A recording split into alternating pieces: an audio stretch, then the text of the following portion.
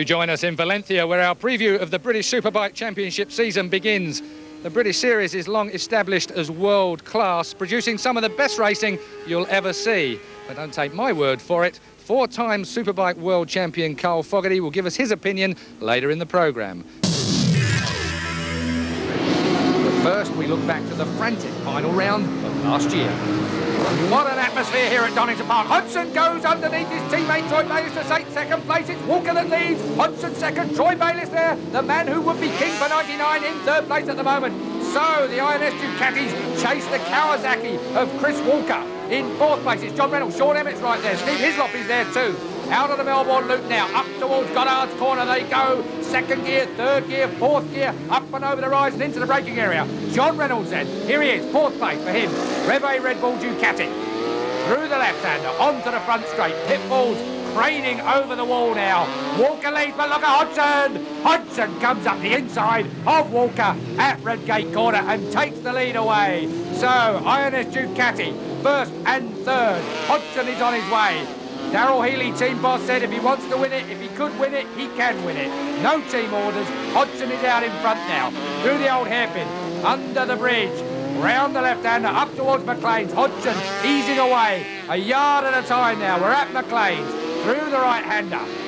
Neil Hodgson, by 25 leads. 2 is Chris Walker. 3, 32 there is Troy Bayliss. And 4, looking over his shoulder, John Reynolds back towards Sean Emmett. And the Kawasaki, you can see right at the back, his guest teammate to Chris Walker, Shane Byrne. Through Coppitt's corner, onto the back straight, under the Dunlop Bridge. Little bit of a wheelie from all these four, I'm sure. Except John Reynolds. Reynolds keeping his feet and his tyres firmly on the ground. Reynolds in fourth place. He's the man most likely to. He's close right up on Troy Bayliss now. Bayliss is in third place. Reynolds looks a menace. Melbourne loop next, into the braking area. Still it's Hodgson that leads. Still it's Chris Walker in second place, but only just Troy Bayliss was right on his case there. Out of the right-hander. Oh, Walker sits up there, gets the rear end of that Kawasaki spinning. Bayliss looks at the inside line, surely not. Oh, definitely on there. Troy Bayliss straight underneath Chris Walker. Chris Walker faltered for a second on the brakes there, and Troy Bayliss made him pay. So Ducati's first and second, teammates Hodgson and Bayliss. Well, if Hodgson wins this race and Bayliss comes second, that will mean the last race and the last round of the year won by Ducati INS team. And of course the series will be won by Troy Bayliss as well. We're looking back from Bayliss into the face of Chris Walker, who doesn't look like he's given up yet. Through Craner Curve, down towards the braking area of the old hairpin. This is the Walker speciality. Up the inside of Troy Bayliss. Make him pay, Stalker. And then Bayliss looks straight across at Walker as they go under Starkey's Bridge. What a race this is. So, Hodgson is away at the front. Walker is back into second place on bike number 2. We're at McLean's now. Then it's Troy Bayliss on 32. He's in third place. But look at the Gary Lineker of motorcycle racing. Yes, it's John Reynolds. He's there. He's a nice guy off the track. He's a menace when he's on it. Through the right-hander at Coppitt.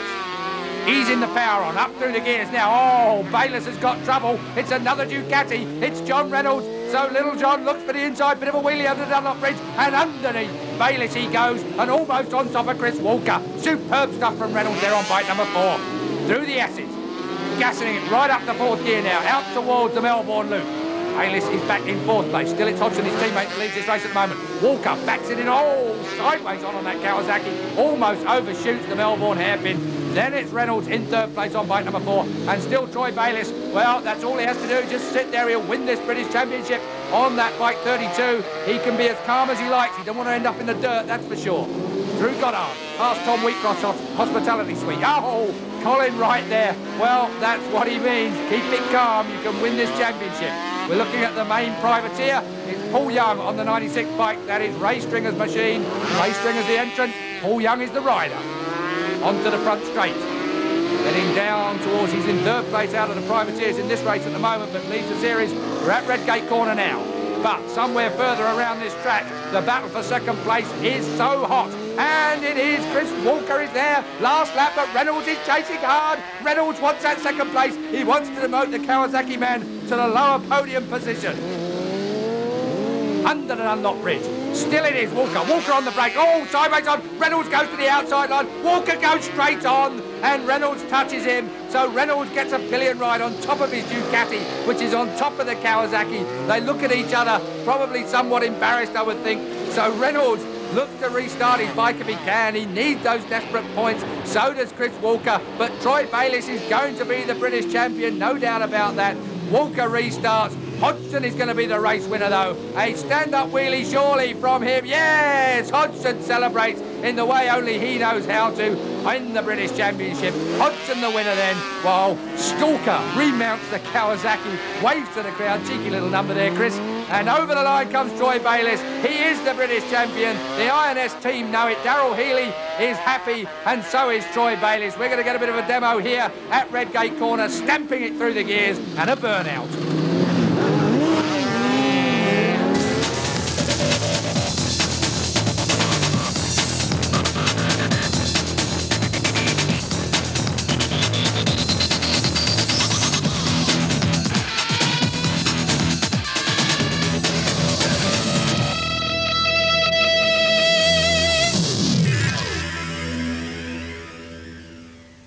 Let's meet a new member to the Sky Sports Superbike team. Claire Smith has been out and about, finding out what the rest of the best think of our domestic series. Cheers, Keith. Well, the British Championships is going to be awesome this year. Colin Edwards, British guy's been pushing you for years, haven't they? I've been chasing him for years, but yeah, Fogarty's he's been the main guy to beat, and it's gonna have to beat him this year anyway.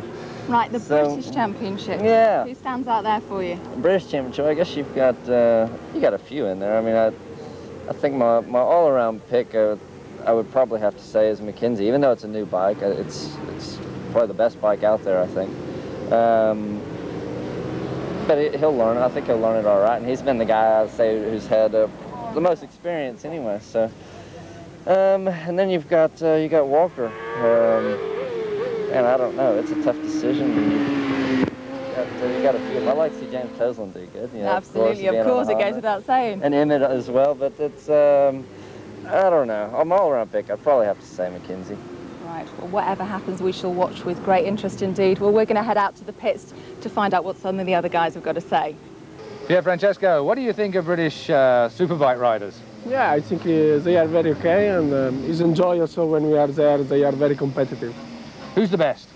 I like Neil McKenzie.